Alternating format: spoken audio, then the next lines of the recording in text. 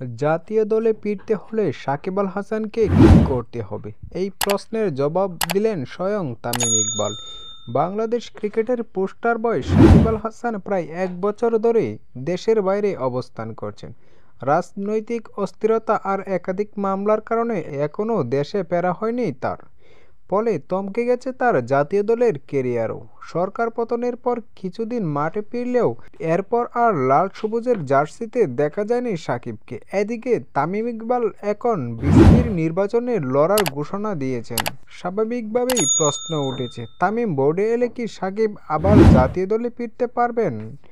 এই প্রশ্নের জবাব দিয়েছেন তামিম নিজেই। এক পডকাস্টে তিনি বলেন, সাকিব এখনও বাংলাদেশের একজন অ্যাক্টিভ ক্রিকেটার। যদি সে ফিট থাকে, অনুশীলন করে এবং নির্বাচকরা তাকে যোগ্য মনে করেন, তবে জাতীয় দলে খেলার দরজা সবসময় খোলা থাকবে। তবে এখানে বড় বাধা আইনি জটিলতা। তামিম স্পষ্ট করে বলেন, কোর্টের মামলা ওঠানো বা পরিচালনা বিসিবির বিষয় নয়। সাকিবকে জাতীয় দলে ফিরতে হলে আগে দেশে আসতে হবে, অনুশীলনে ফিরতে হবে, এটা তার নিজের সিদ্ধান্ত। শেষে তামিম যোগ করেন, সে আমেরিকান বা পর্তুগিজ নয়, সে বাংলাদেশের ক্রিকেটার। তাই সুযোগ তার জন্য সবসময়ই খোলা।